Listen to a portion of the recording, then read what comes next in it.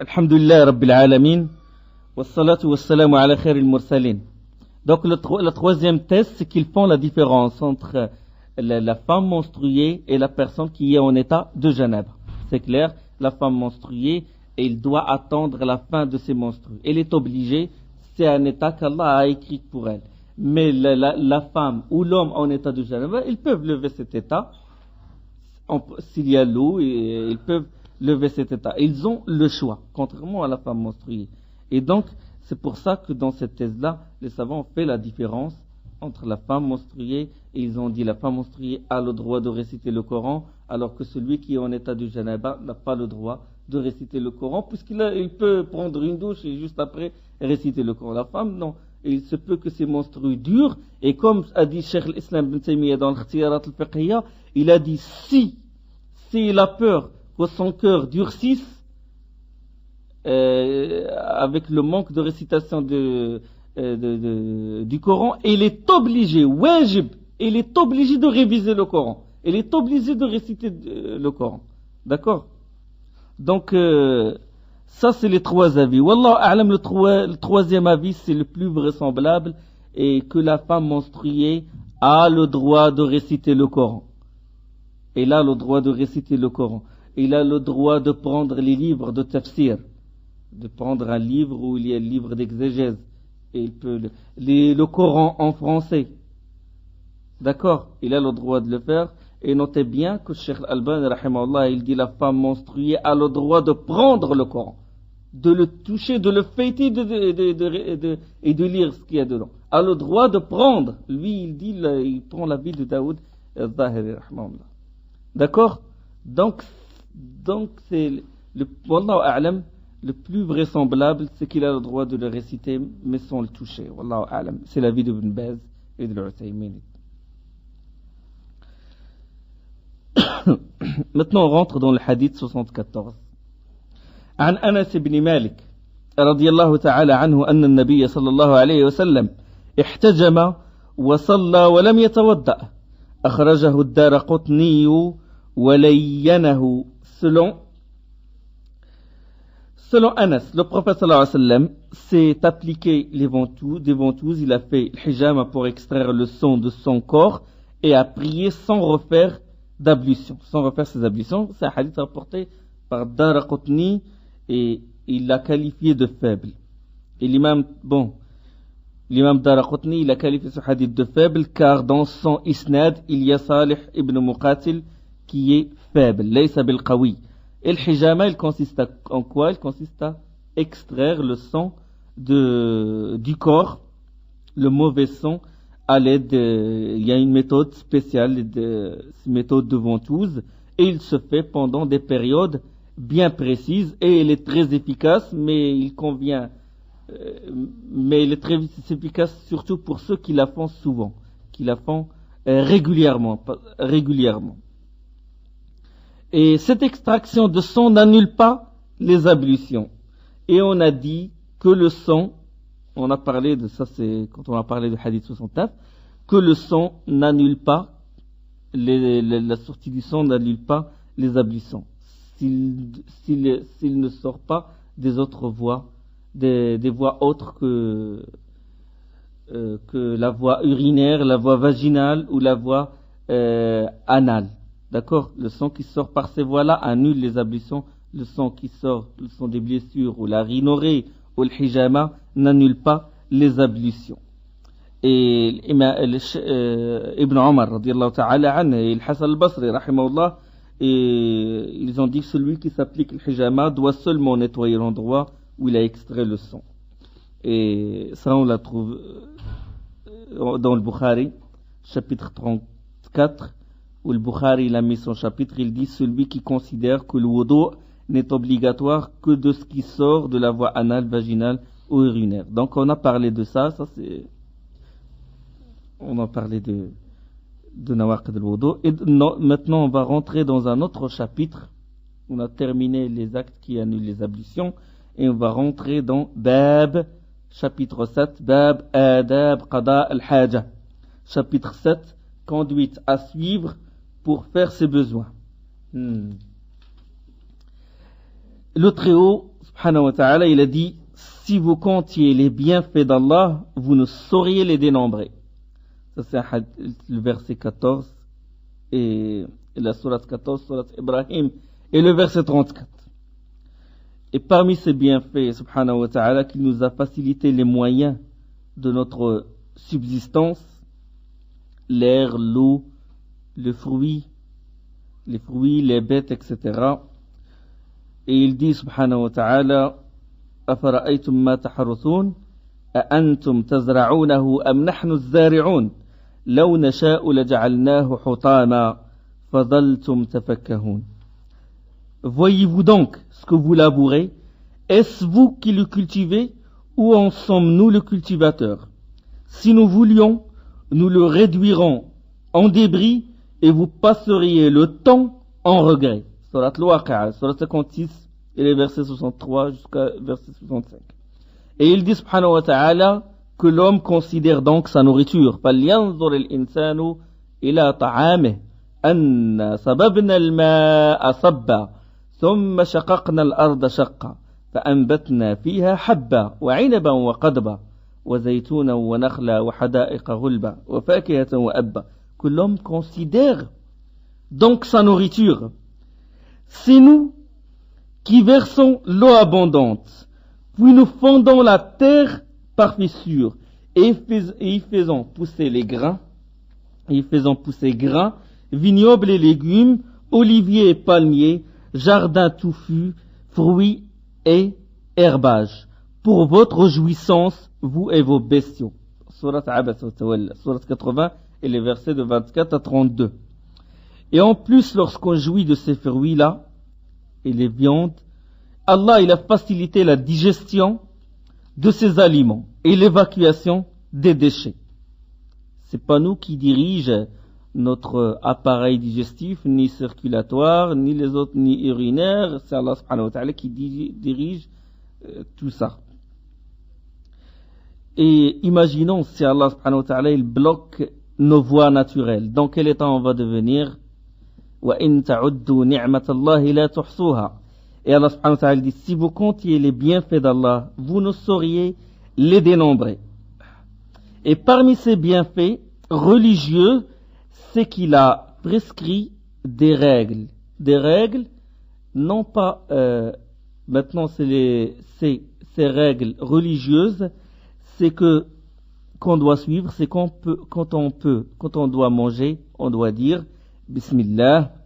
Et quand on termine de manger, on doit dire Alhamdulillah. Et donc ça c'est pour parfaire ses bienfaits sur nous. Quand on dit Bismillah, il nous récompense. Et quand on dit Alhamdulillah, il nous récompense. Donc il nous donne la nourriture. Il facilite la digestion de cette nourriture et il nous récompense en plus si on dit Bismillah, alors que rien ne nous appartient. Ça, c'est la parfaite miséricorde d'Allah subhanahu wa ta'ala. Et il a mis des règles quand on va dans les toilettes, quand on va dans le lieu où on se retire. Donc, il y a des règles à obéir. On doit toujours se rappeler de ces bienfaits d'Allah subhanahu wa ta'ala. Donc, le musulman doit obéir à ces règles-là. De dire Bismillah avant d'entrer dans les toilettes et de sortir, il doit faire un dhikr bien spécial. Il ne doit pas être comme les bestiaux et les mécréants. Il rentre, peut-être il dort, regarde dans les toilettes, il ne reconnaît pas la miséricorde, les bienfaits d'Allah sur lui. Et la personne, le musulman, doit suivre comme il faut ces règles et ne dit jamais que ce sont des futilités, comme disent certaines sectes égarées. Ils considèrent que ce genre de règles, c'est des futilités, c'est ce qu'on appelle les épulchures. Ils appellent ça les épulchures. Il n'y a rien, il n'y a pas d'épulchure dans l'islam.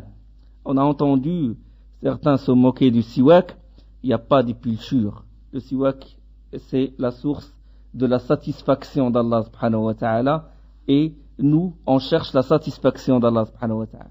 Quand on met le siwak, quand on met la barbe, quand on rentre dans les toilettes, quand on sort des toilettes, on doit toujours se rappeler de la bienfaisance d'Allah sur nous, et en même temps, on doit toujours obéir à ses règles. Qui dit musulman, c'est soumis, musulman, soumis aux lois d'Allah subhanahu wa ta'ala, et il ne fait pas de différence entre des choses simples et les choses, les choses qui sont à un degré élevé. Et celui qui est incapable d'obéir à ces règles, il est incapable d'obéir à ces règles alors qu'ils sont à sa portée, il peut les faire.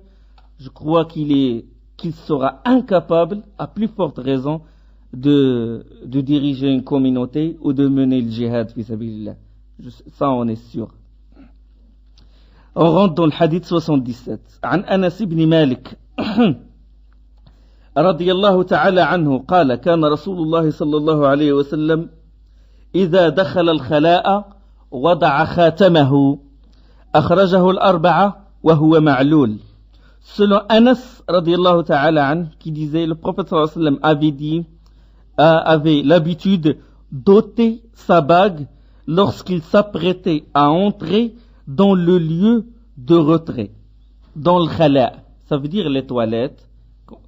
Retrait, ça veut dire il se retire des gens, il s'éloigne des gens et pour faire ses besoins. Et c'est un hadith rapporté par les quatre. Et c'est un hadith défectueux. L'auteur, rahimahullah, a dit que le hadith est défectueux. Source de ce hadith est également rapporté par le Hakim, volume 1 et page 110, et par le Bayhaqi, volume 1, page 95. L'auteur, il a dit ce hadith est défectueux. Il est défectueux car il est selon Hammam, selon Ibn Jurayj, selon Zuhri, selon Anas ibn Malik, radiyallahu ta'ala anhu.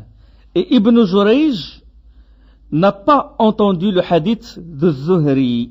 Donc la chaîne, il est selon Hammam, selon Ibn Jurayj, selon Zuhri. Selon Anas ibn Malik, radiyallahu anhu, que le prophète sallallahu alayhi wa sallam, quand il avait l'habitude d'ôter sa bague lorsqu'il s'apprêtait à entrer dans le lieu de retrait. C'est que Ibn Jurayj, il n'a pas entendu le hadith de Zuhri. Donc il y a une rupture entre les deux. Il n'a pas entendu ce hadith. Et donc c'est un hadith qu'on peut juger qu'il est faible. Et Ibn al-Qayyim également, il l'a qualifié de faible. Voir Tahdhib Sunan, volume 1, page 26 jusqu'à 31. Et Ibn Hajar, il l'a qualifié de faible. Voir aussi Talkhis dans son autre livre, Talkhis al-Habir, volume 1, page 108. Et l'imam Abu Daoud, il a dit Hammam s'est trompé. Donc, hadith selon Hammam, selon Ibn Jurayj, selon Zuhri. Il a dit que c'est Hammam qui s'est trompé. Hammam, il a dit normalement que le hadith selon Hammam, selon Jurayj, selon Zayd ibn Sa'd, selon Zuhri. Et donc, il n'a pas mentionné que Hammam, quand il a rapporté le hadith avec l'isnad, il n'a pas mentionné Zayd ibn Sa'd. Donc, c'est lui qui s'est trompé. Il a commis une erreur dans la chaîne des rapporteurs, et il a dit, Abu Daoud rahimahullah, que Hammam il a oublié de mentionner l'intermédiaire entre Ibn Jurayj et Zuhri. Il a dit le hadith dans cette chaîne est continu. Il est selon Hammam, selon Jurayj, selon Ziyad, Ibn Sa'd, selon Zuhri, selon Anas. Là, la chaîne, elle est complète. Et le hadith dans lequel il y a quoi dans ce hadith-là? Dans la chaîne est continue, et que le prophète sallallahu alayhi wa sallam, il a mis une bague en argent, puis l'a jetée après. D'accord? Ce hadith-là, il mentionne que le prophète sallallahu alayhi wa sallam a mis une bague en argent, puis il l'a jetée après. Et le Hakim, il rapporte selon une autre chaîne que Anas a dit que le messager d'Allah sallallahu alayhi wa sallam a mis une bague dans laquelle est gravé Muhammad Rasulullah, Muhammad le messager d'Allah. Et chaque fois qu'il s'apprêtait à entrer dans le lieu de retrait pour faire ses besoins, le khala, il le laisse dehors. Le prophète sallallahu alayhi wa sallam, on a parlé de ça dans la vie du prophète sallallahu alayhi wa sallam, que les compagnons, ils ont dit au prophète sallallahu alayhi wa sallam que les rois n'acceptent pas de messages non cachetés, où il n'y a pas de sous. Et le prophète sallallahu alayhi wa sallam, il a pris une bague et il a gravé Muhammad Rasulullah, Muhammad en bas, puis Rasoul au milieu, puis Allah au-dessus. D'accord? et il met son tampon, et ça existe jusqu'à maintenant, des messages du prophète avec son propre cachet. Ça se trouve, je crois, en Angleterre et dans d'autres pays. Et là, dans ce hadith-là, que le prophète il le met cette bague dehors, et puis parce que c'est mentionné Muhammad Rasulullah. Et ce hadith, il est qualifié d'authentique par Al-Hakim et par Tirmidhi. Voir Talkhis al-Habir, volume 1, page 108. Donc, quelles sont les leçons qu'on peut tirer de ce hadith-là? Donc, pour ceux qui considèrent que ce hadith est authentique, ils ont dit qu'il est détestable d'entrer dans les toilettes en portant quelque chose où c'est mentionné le nom d'Allah. Ils disent, voilà la preuve, que le prophète sallam, il enlève sa bague, il la met dehors, et il entre dans le khala, dans le lieu de retraite, pour faire ses besoins. Donc, il ne rentre pas avec cette bague-là. Et ça, certains savants, ils disent qu'il est détestable, makruh. Et d'autres ont dit que ce n'est pas grave, comme Ibn Abbas et Ibn Sirin. Ils ont dit, s'il s'agit d'une bague où c'est marqué le nom d'Allah, ce n'est pas grave de rentrer avec quelque chose où c'est mentionné le zikr d'Allah subhanahu wa ta'ala. Ils disent, c'est pas grave. Mais le mieux, c'est que la personne mette cette bague dans sa poche dans sa poche. Mais concernant le Coran, certains savants ont dit qu'il est haram, qu'il est illicite carrément d'entrer dans les toilettes en gardant avec soi le Coran. Et que la personne doit le laisser dehors, parce que la parole d'Allah subhanahu wa ta'ala c'est la parole, c'est l'un de ses attributs, et il doit être respecté. Cheikh Al-Uthaymin, il dit, il n'appartient pas, il a dit la yanbaghi, donc on peut déduire de la yanbaghi, on ne peut pas déduire qu'il a dit haram. Il dit, il n'appartient pas, la yanbaghi, aux musulmans d'entrer dans les toilettes en gardant avec lui le Coran, qu'il le laisse à quelqu'un jusqu'à ce qu'il sorte, et ça on le trouve dans Sarh Zad al-Mustaqna' le volume 1 et la page 91. Donc il faut préserver le Coran et tout ce qui comporte le nom d'Allah des lieux où on fait nos besoins. D'accord? Donc il vaut mieux préserver, surtout le Coran, on ne rentre pas avec le Coran, surtout que le lieu de retraite c'est un endroit où se trouvent les mauvais djinns ou les alliés de Satan. Donc il faut préserver le Coran de ces endroits-là. Et tout ce qui est les épîtres et tout ce qui est livre où c'est marqué les versets d'Allah, il vaut mieux ne pas entrer avec. Ça c'est la première règle. C'est l'une des règles pour faire ses besoins. Et le hadith 78, وعنه رضي الله تعالى عنه قال كان النبي صلى الله عليه وسلم إذا دخل الخلاء قال اللهم إني أعوذ بك من الخبث والخبائث. On rapporte de Anas que quand le prophète sallallahu alayhi wa sallam s'apprête à entrer dans un lieu de retraite, al-khala, il dit je demande Allah de me protéger contre al-khubth wal-khaba'ith. Je vais traduire après. C'est un hadith rapporté par les 7. Ça veut dire les 6 plus l'imam Ahmed. Ça veut dire Bukhari wa Muslim, Abu Dawud, Tirmidhi wa Nasa'i wa Ibn Majah wa l'imam Ahmed. Si on traduit ce hadith mot à mot, hadith comme il est, si on traduit ce hadith là, on va le traduire comme suit. Lorsque le prophète sallallahu alayhi wa sallam entre dans un lieu de retrait, al-khala, il dit je te demande protection contre al-khubth ou al-khaba'ith. Bon, je laisse toujours al-khubth ou al-khaba'ith. Je vais le traduire. Et lorsque le Bukhari, là c'est on traduit mot à mot, إذا دخل كان النبي صلى الله عليه وسلم إذا دخل الخلاء, lorsque le prophète sallallahu alayhi wa sallam entre dans le lieu de retrait. Mais le Bukhari, lorsqu'il a mis ce hadith dans son sahih, il mit cette remarque, c'est que Saïd ibn Zayd rapporte que Abdul Aziz a dit إذا أراد أن يدخل.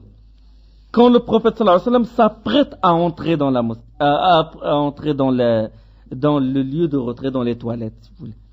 Lorsque le prophète sallallahu alayhi wa sallam s'apprête, إذا أراد, donc il a ajouté le terme arada, s'apprête à entrer.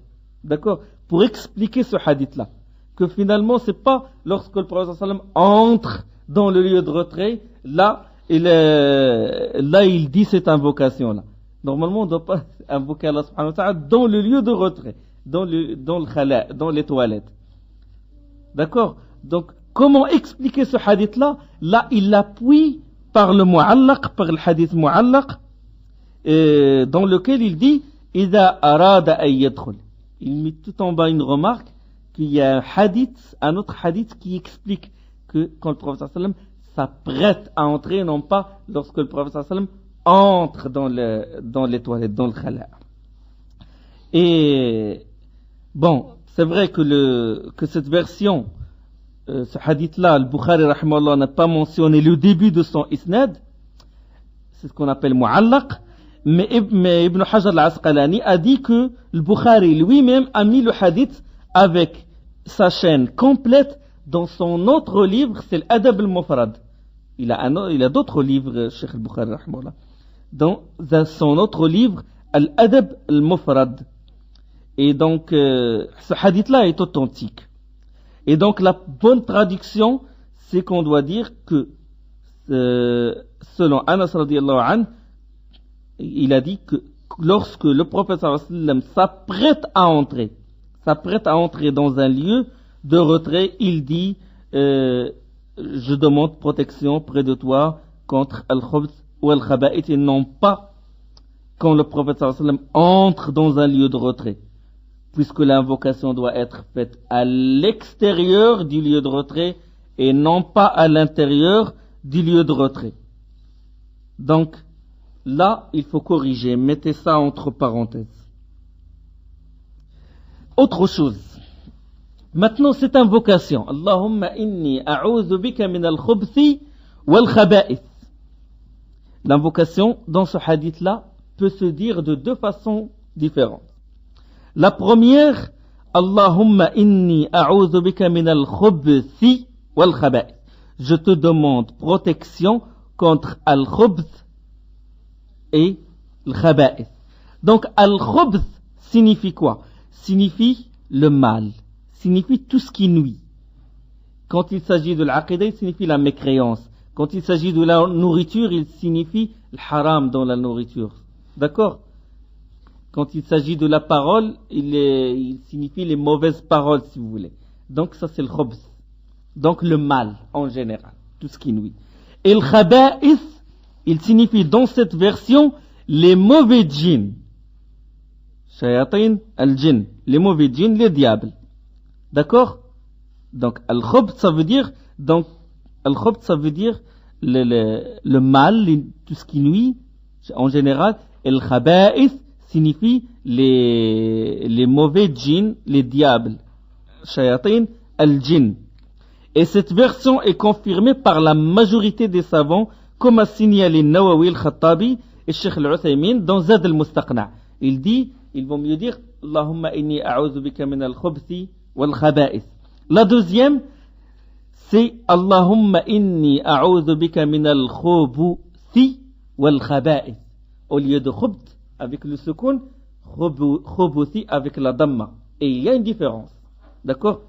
Je demande protection,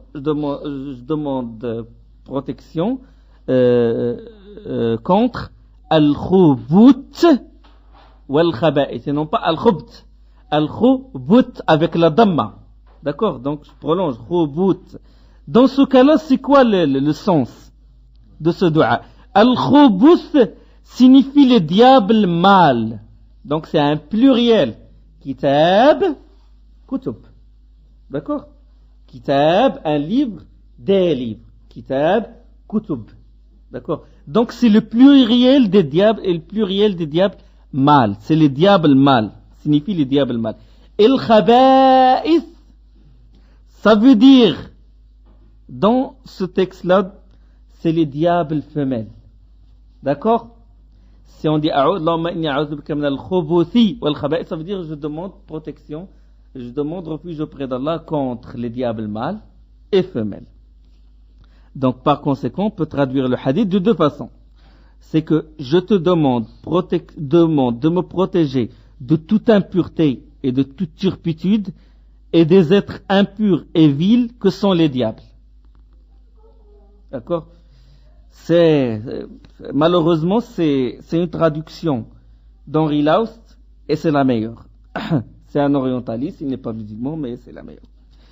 Et la deuxième traduction, la deuxième façon, c'est je te demande de me protéger des diables mâles et femelles. Donc corriger le hadith. Et ce hadith-là, il est également rapporté par Ibn Abi Shayba, volume 10 et la page 453. Et donc la conduite à suivre avant d'entrer dans le khala, dans les toilettes, c'est cette invocation-là et dire aussi Bismillah.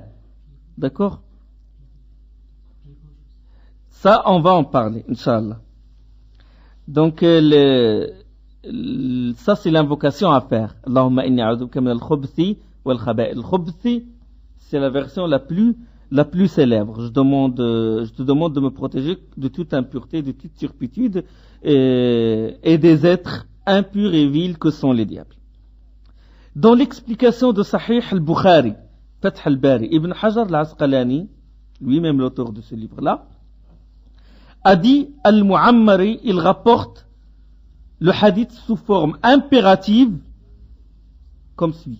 Si vous vous apprêtez à entrer dans le khala, dites Bismillah, je demande à Allah de me protéger de l'khubth et l'khaba'ith. Et ce hadith est également rapporté par Ibn Abi Shayba. Le volume 10, c'est la page 453. Donc, il y a une chose supplémentaire, c'est de dire Bismillah. Dans le hadith rapporté par Ibn Abi Shayba, c'est mentionné une chose en plus, c'est de dire Bismillah. Donc, Bismillah, Allahumma inni a'udhu bika min al-khubthi wal-khaba'ith. Donc, c'est ça la conduite à suivre. Et il y a un autre hadith où le prophète sallallahu alayhi wa sallam nous recommande de dire Bismillah, c'est le hadith de Satru ma bayna al-jinni wa awrati bani Adam idha dakhala ahadakum al-khala' ay yaqula Bismillah. Dire Bismillah avant d'entrer dans le lieu de retrait met un voile entre les djinns et la nudité des fils de Adam. Donc ça c'est une preuve, c'est un hadith rapporté par Tirmidhi dans ses Sunan, hadith numéro 606 et Ibn Majah, page 1, le volume 1, page 109, et il est qualifié d'authentique par Sheikh Al-Albani, rahimahullah, voir son livre Sahih Ibn Majah, hadith numéro 3611, et voir Irwa Al-Ghalil, volume 1, page 88 et page 89. D'accord? Donc, pour que la personne soit préservée, parce que les lieux de retrait, les lieux où il fait ses besoins, c'est les lieux où séjournent les diables. Et donc la personne doit se préserver et doit dire ses invocations, doit être assidue. Et ça, il faut être assidu, il faut conseiller vos frères de dire Bismillah et tout. Surtout que maintenant, bon, les toilettes se trouvent dans les maisons et en plus, avec maintenant l'eau chaude, il coule à flot, les gens ils prennent l'eau chaude et ils versent l'eau chaude dans les toilettes et tout. Donc avant d'entrer, ils doivent dire Bismillah, on ne sait jamais, ils touchent un diable et il se peut que le diable il se venge de cette personne-là. Et ça c'est par expérience.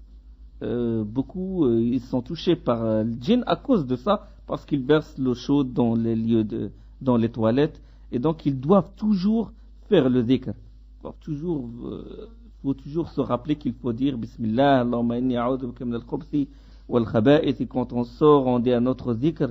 Et Inch'Allah, la semaine prochaine, on continue la conduite à suivre lorsqu'on fait nos besoins. Wa subhanakallahumma bihamdik, ashhadu an la ilaha illa ant, astaghfiruka wa atubu ilayk.